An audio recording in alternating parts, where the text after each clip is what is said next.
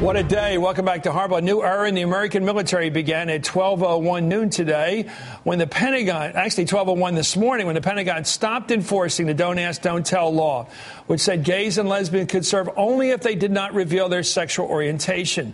President Obama issued a statement this morning that read in part, quote, as of today, patriotic Americans in uniform will no longer have to lie about who they are in order to serve the country they love.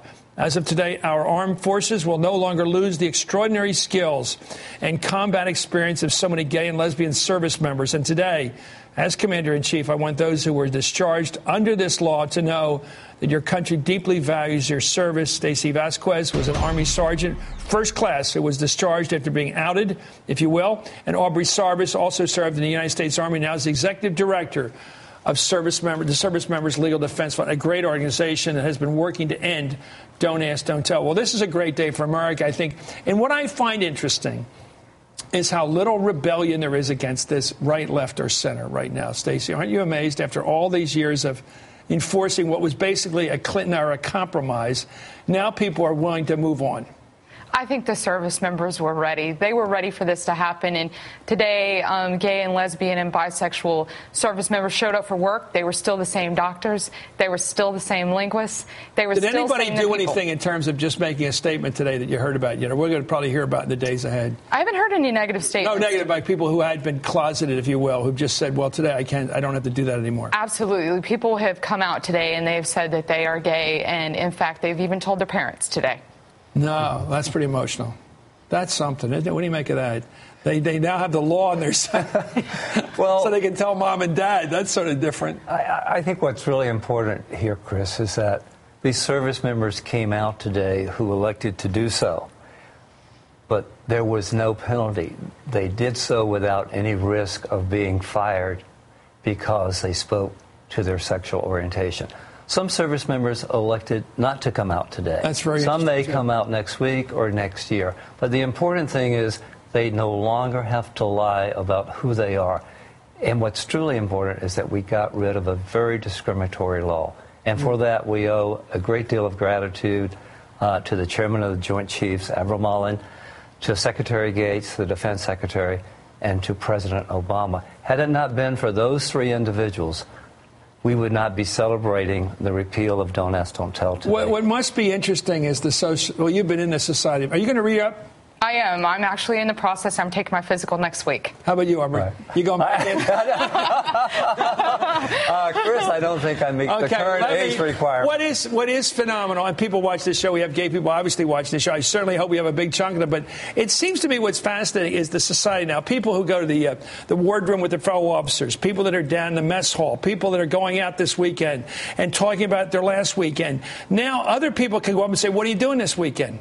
You can actually ask a fellow member you think might be gay, and you can say, what are you doing this weekend? Damn it, I tell you what I'm doing. So it's going to work both ways. There isn't going to be this fear of apprehending people, right? Or scaring people or intimidating them. Now we're getting, yeah, you want to know what I'm doing this weekend? I'm going out with Joe this weekend, or Mary. And you can actually say it now and quickly respond, and it clears the air.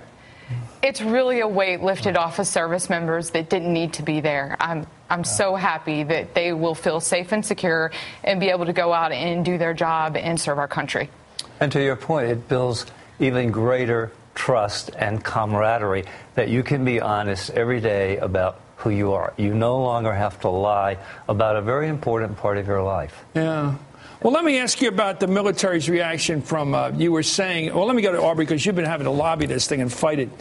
The opposition. With Stacey and with many, many services. Well, let me tell you, because I've known you forever. Let me ask you about this, the opposition in the Marine Corps. Now, that was at the top, the Marine Chief of Staff. You're talking about then General Pace. Yeah, and fair enough. This is what his position was. That's his honest position of opposition to this. Is that remain at the high level? Is there some people who say at the top, we shouldn't be doing this? No, absolutely not. What we saw when the certification, and by that I mean the chairman of the Joint Chiefs, the Secretary of the Defense, and the Commander-in-Chief certified to Congress that the services were ready for this change. Admiral Mullen made that certification in consultation with all of his colleagues, with all the other chiefs, and they went up to testify on Capitol Hill, and the chiefs said they had surveyed the troops, they had done the education, the training and the force was ready for this change. And Stacey, your sense is that was a fair review, that they really did check it out with the troops and the officer corps? I think it was the most thorough review they could do, and I think that the training they did was very effective.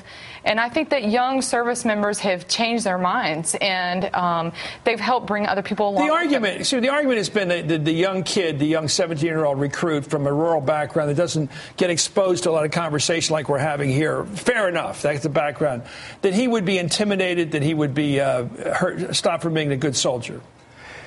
The reality is, Chris, these kids came from the civilian sector. And all the polling that we've seen, we know that the American people have changed since Don't Ask, Don't Tell became a law 18 years ago. At that time, only 50% of Americans supported open service for gays and lesbians.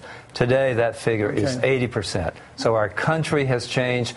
Our military is stronger, and we are better for the repeal of Don't Ask, Don't Tell. Congratulations, but Thank you, this guy, how long has he made this fight? Thank you, Stacey. And you, back in uniform.